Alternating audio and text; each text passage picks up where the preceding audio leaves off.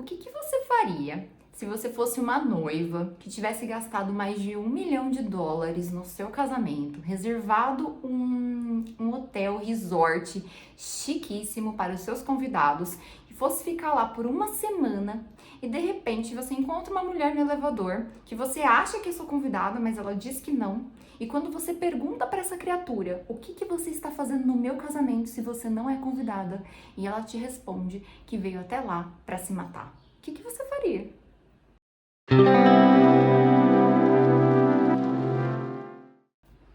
Bom, gente, esse livro é Como Arruinar um Casamento. Eu fiz a leitura recente dele e eu me diverti horrores com esse livro, tá? Como eu falei pra vocês aí no comecinho do vídeo, ele vai contar a história da Phoebe. A Phoebe, ela é uma professora de literatura da faculdade e ela acabou de passar por um divórcio recente, né? O marido dela, ele decidiu, depois da pandemia, aliás, durante a pandemia, sair de casa porque ele se apaixonou pela colega de trabalho e simplesmente arrumou as malinhas dele e falou: tchau, Phoebe, a gente não vai ser mais casado a partir de agora, e largou ela sozinha no meio de uma depressão. A única criatura naquele apartamento que consolava a vida dela era o gato dela, que ela tinha ele desde o começo do relacionamento com o marido, e aí de repente o gato também morreu.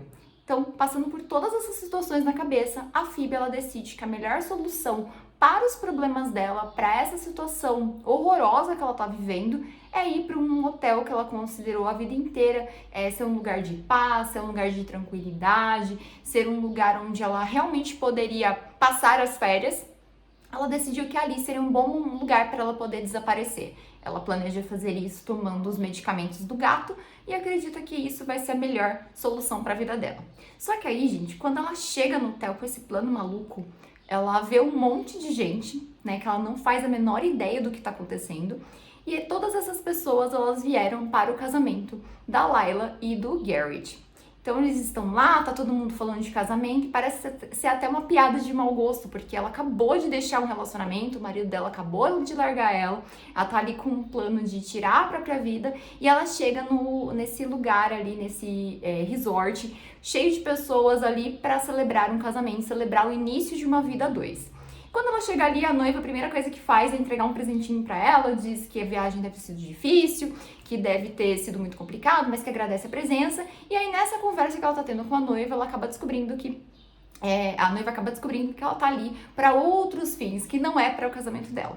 Na hora, a Layla, ela surta com a Phoebe, porque ela diz que ela vai arruinar o casamento dela, porque imagina só, o casamento vai durar 7 dias, e aí vai atrapalhar ali, porque vai ter um corpo descendo pelas escadas, vai estar cheio de polícia, vai estar cheio de gente investigando, o casamento dela vai ser um desastre.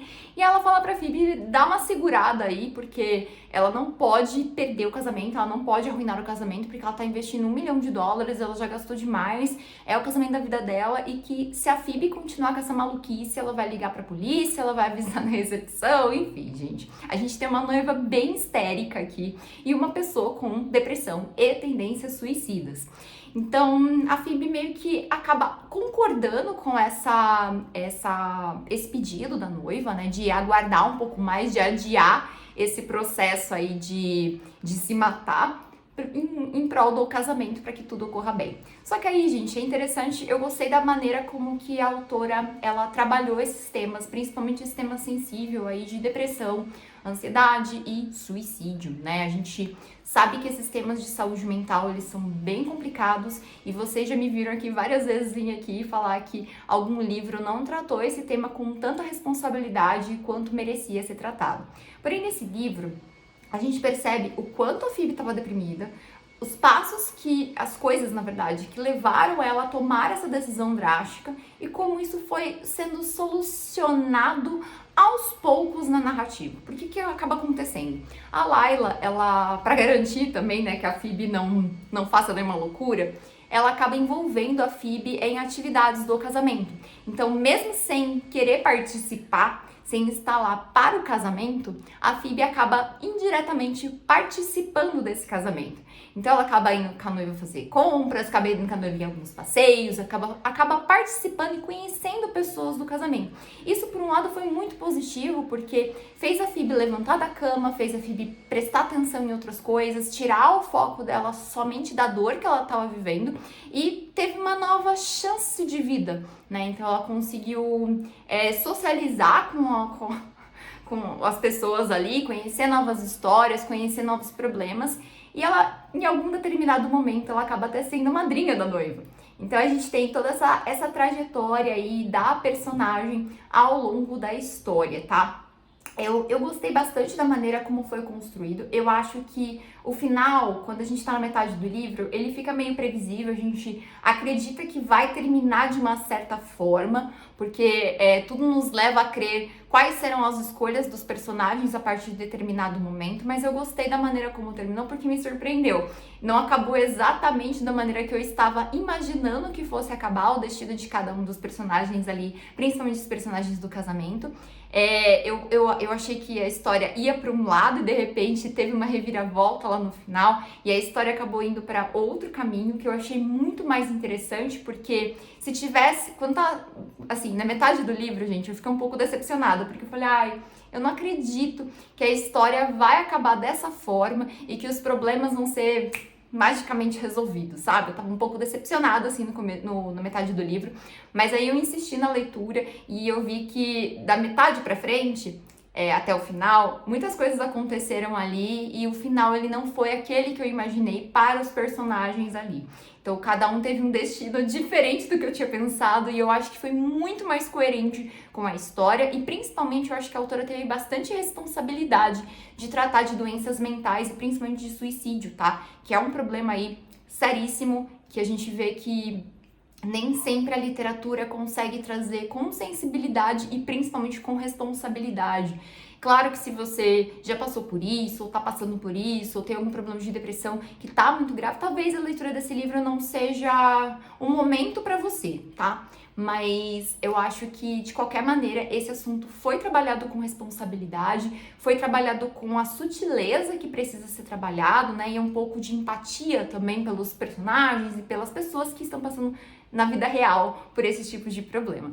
Então eu acho que o destino desses personagens, ele foi coerente do começo ao fim, deu um finalzinho um pouco aberto, dá pra colocar assim, porque ele não fica tão explícito o final, mas ele tem uma mensagem, um subtexto muito interessante, principalmente pra quem tá passando por um problema de depressão, de ansiedade ou tendências suicidas. Eu acho que tem uma mensagem de esperança assim no final, sabe?